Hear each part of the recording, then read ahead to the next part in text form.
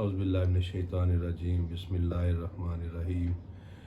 میں تمام دوست بھائیوں کے دستبردہ دعا کرتا ہوں کہ جو لوگ اس دفعہ حج کی سعادت حاصل کرنے جا رہے ہیں تو کچھ مدینہ شریف کی زیارات کے بارے میں آپ کو آگاہی دینا چاہتا ہوں۔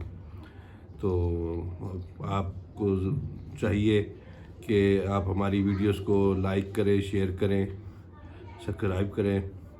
اس کے بعد آج میں آپ کو مسجد غمامہ کے بارے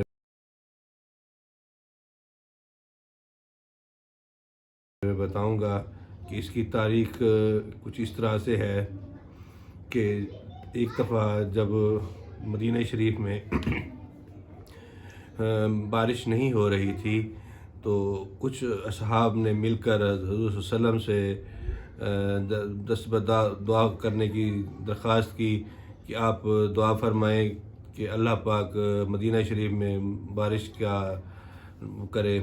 تو اس سلسلے میں جب نبی کریم صلی اللہ علیہ وسلم نے نماز استسقاء ادا کی تو سن 86 ہجری میں اس کے بعد جب آپ نے دعا فرمائی، دعا کے بعد بارش ہوئی، بارش کے بعد کچھ سن 86 ہجری میں مسجد غمامہ بنائی گئی۔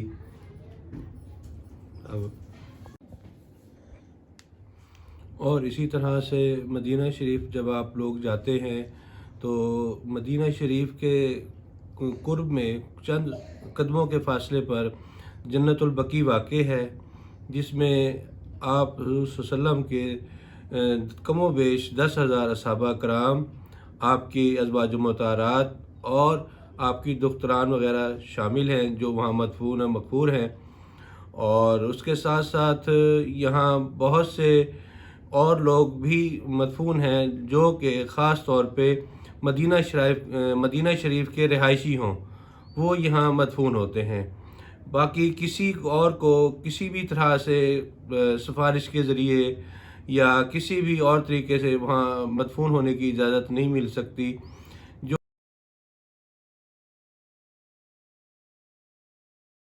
جو لوگ مدینہ شریف کے رہائشی ہوں یا مدینہ شریف میں انتقال پذیر ہوں وہ وہاں جنت البقیع میں مدفون ہو سکتے ہیں۔ مدینہ شریف کے باسیوں کی ایک خاص شان اس طرح سے کچھ ہے کہ بہت سے لوگ اپنے مدینہ شریف شہر کو چھوڑ کر کسی بھی طریقے سے باہر نہیں جاتے، کہ اگر اللہ نہ کرے کہ اگر ہم دوسرے کسی شہر جائیں اور وہاں ہمارا انتقال ہو جائے تو ہم جنت البقیع میں مدفون نہیں ہو سکتے۔ تو اس لیے بہت سے لوگ اپنے مدینہ شریف کے شہر میں ہی رہتے ہیں کہ اگر زندگی بھی وہیں ملے گی اور موت بھی وہیں ملے گی تو جنت البقیع میں ہم مدفون ہوں گے۔ دوسرا، اس کے ساتھ ساتھ کسی بھی بادشاہ کو کسی بھی طریقے سے سفارش کرنے کے ساتھ ہم وہاں جنت البقیع میں مدفن نہیں کر سکتے۔ ہاں، اس وقت وہ وہاں مدفون ہوگا جب وہ مدینہ شریف کی حدود میں انتقال پذیر ہوگا۔ بہت سے دوست غزوہ خندق کے بارے میں جانتے ہوں گے، انہوں نے اپنی کتب میں پڑھا ہوگا۔ تو غزوہ خندق وہ ہے کہ جہاں حضرت سلمان فارسی نے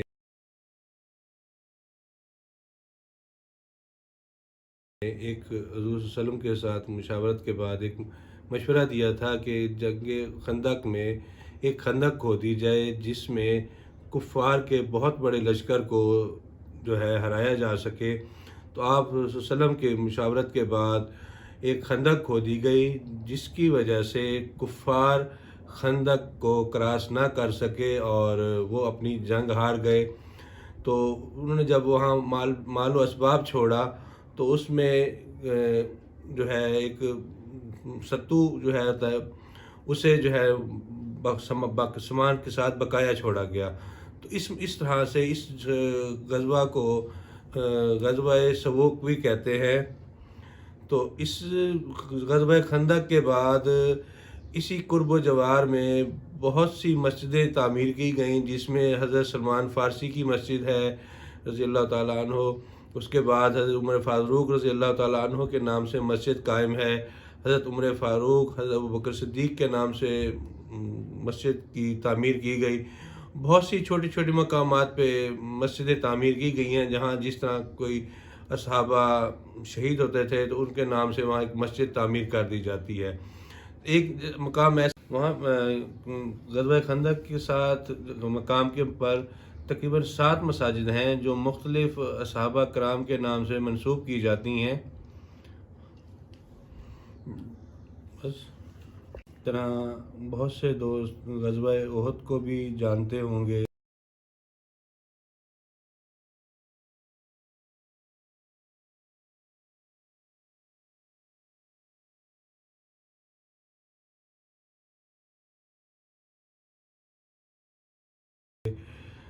جہاں غزوہ احد ایسی جگہ ہے کہ آپ نے حضور صلی اللہ علیہ وسلم کے اس میں اہل قریش کے ساتھ جنگ کی، اور حضور صلی اللہ علیہ وسلم نے کچھ اپنے اصحاب کو غزوہ احد میں پہاڑوں کے اوپر کھڑا کیا تھا کہ تاکہ دشمن دوسری طرف سے یا پہاڑ کی عقب سے ہم پر اٹیک نہ کر سکیں۔ تو دو بدو جب جنگ ہوئی اور کفار اپنا لشکر چھوڑ کر بھاگنے لگے، تو جو مال غنیمت بچا وہ اکٹھا کرنے کے لیے جن دوستوں کو حضور صلی اللہ علیہ وسلم نے پہاڑ کے اوپر کھڑا کیا تھا، تو وہ بھی اپنے حضور صلی اللہ علیہ وسلم کا حکم نہ مانتے ہوئے نیچے اتر آئے اور مال غنیمت کو اکٹھا کرنے لگے۔ تو اسی وقت اہل قریش نے موقع کو غنیمت جانا اور پہاڑی کے عقب سے دوبارہ چڑھائی کرتے ہوئے اہل مسلمان کو بہت سے مسلمانوں کو درجہ شہادت دیا، جس میں سید الشہداء سید امیر حمزہ رضی اللہ تعالیٰ عنہ کو بھی شہید کیا گیا اور دوسرے اصحاب کو بھی شہید کیا گیا۔ اسی غزوہ میں حضور صلی اللہ علیہ وسلم کی دندان مبارک بھی شہید ہوا۔ السلام علیکم۔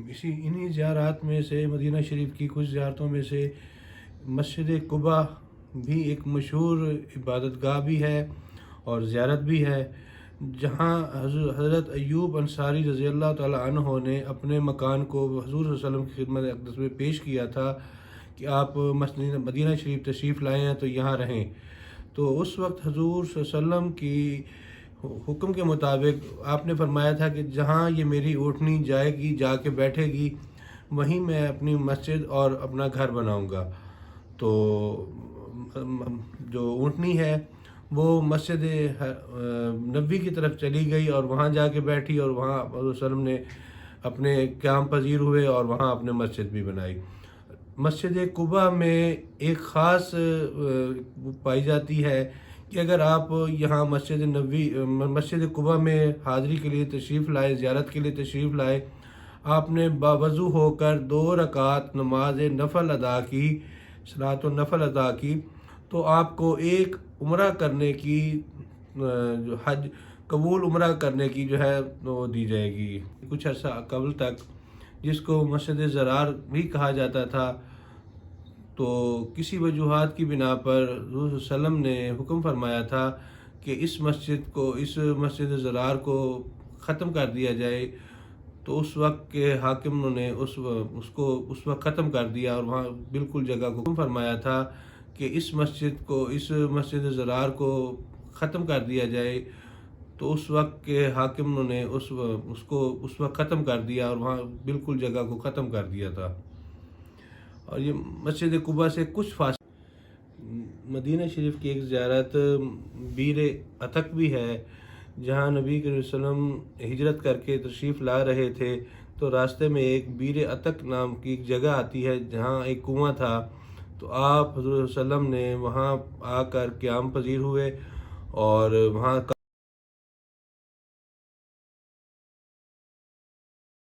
پانی بھی آپ نے نوش جان فرمایا۔ تو اس کو بیر عتق کے نام سے مشہور کیا جاتا ہے، پہچانا جاتا ہے۔ جب ہم مدینہ شریف سے مکے کی طرف جاتے ہیں زیارات کے لیے، تو درمیان میں جنگ بدر کے ساتھ کچھ فاصلے پر ایک بیر شفا نام کی جگہ آتی ہے جہاں پہ ایک کنواں ہوتا تھا. تو وہاں جب لوگ ہجرت کرتے تھے حرمین شریفین کی اس کے زیارتوں کے لیے، تو لوگ پیاسے ہوتے تھے تو وہاں پانی نہیں تھا. تو اس وقت کو دیکھتے ہوئے وہاں ایک کنواں کھودا گیا، جو کہ